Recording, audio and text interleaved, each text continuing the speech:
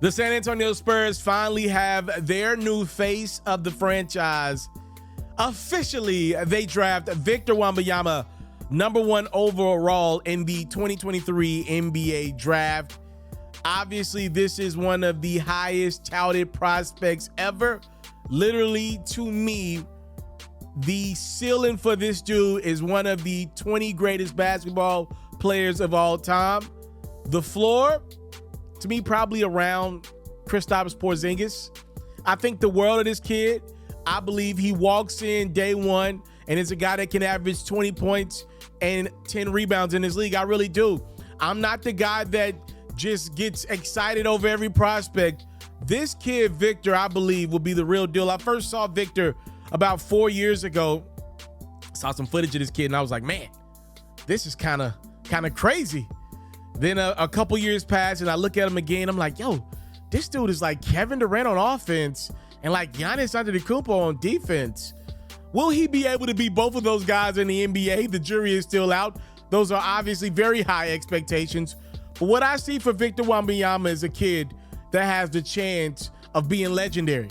I mean, whether he buys into his own hype, believes that he has to be an all-time great to fulfill his expectations is neither here nor there. I don't know. But all I'm saying is a guy that can come into the league and impact the game on both ends of the court. On offense, I mean, there's nothing he can't do. There's nothing that's not in his bag. He's got the bag of a guy that's 6'6". The only thing is he's 7'5", 7'6". We never seen anything like it. On defense, he's got the shot blocking ability, the shot altering ability of some of the best prospects we've ever seen, from Anthony Davis on down. So when you look at this dude going right into Greg Popovich's last stretch here as a coach in the NBA, there will be a lot of questions. There will be a lot of concern. How much will Pop play him? My only request for Greg Popovich is please allow the NBA to have this kid. I'm not saying you don't got to monitor his minutes. I'm not saying you don't got to think about the future of San Antonio. The Spurs have been good to Pop. As his farewell gift to San Antonio, my expectation is he's going to be good to that organization, which means what he's probably going to do for R.C. Buford is make sure the kid is physically available for years to come, which for fans probably means he's going to load manage the hell out of this kid, Victor. This dude's probably going to miss a significant amount of games as a rookie. I'm not 100% sure he'll even be in the running for awards like Rookie of the Year, because I don't know if Pop's going to play him 65 games or not. That's a question mark out there. I don't want Pop to take the fun away from this kid and how he would like to play basketball. Again, I want the kid to be around, so I understand Pop's got to do what's in the best interest of his team and that Spurs organization. I do think this kid will be good out the gate, though. Pop or not, I do believe this kid will be good out the gate.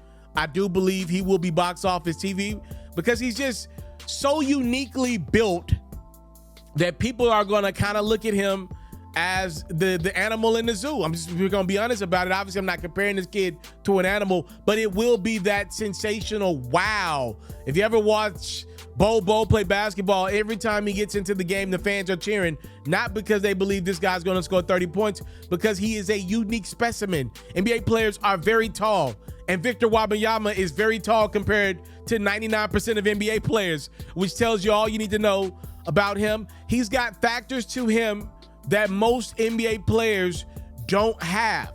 The length, unreal. The ability to dribble the basketball with said length is even more unrealer. When we look at this kid, I don't know if he wants to be the face of the NBA, but I put him right there with Ja Morant and Jason Tatum as the three guys I do believe have face of the league potential. Victor Wembanyama is here. I'm excited as a fan. Obviously, a guy covering this sport night in, night out to see what this kid can be. We've seen many tall players, not as tall as Victor most time than not, but we've seen some tall prospects more times than not underwhelm.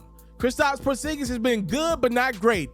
Andreas Bargnani did not exceed expectations. I mentioned Bo earlier. There have been numerous tall prospects. The jury's still out on Chet Holmgren, who missed his entire rookie year. The jury is still out on Victor Wembanyama and just exactly what he becomes as an NBA player. But one thing I want to put in perspective about this kid that was not the same for some of those other prospects and NBA players that I aforementioned was that they were never as elite on defense as they were offensively as a prospect. We looked at some of these dudes and saw that they could dribble 3 times, get to the rim, and said, oh my goodness, he could be great, right? But the reality was some of them didn't pan out offensively, let alone defensively have an impact on games. Again, Victor Wembanyama's career comes down to injuries. Like I said earlier, he's uniquely built.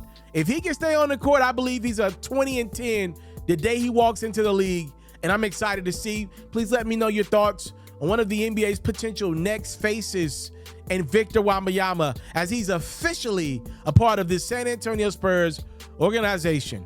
I'm out. Welcome to NBA offseason 2023. You're in great hands with Hoops Ferro. There's no network behind me. There's no budget behind me. Just straight grind and hoops talk. If you don't want to miss a beat this offseason from trades, free agent signings, and draft talk, make sure you subscribe to this channel. Let's run these numbers up. It's free $99 to show me that you support the grind. Let's go.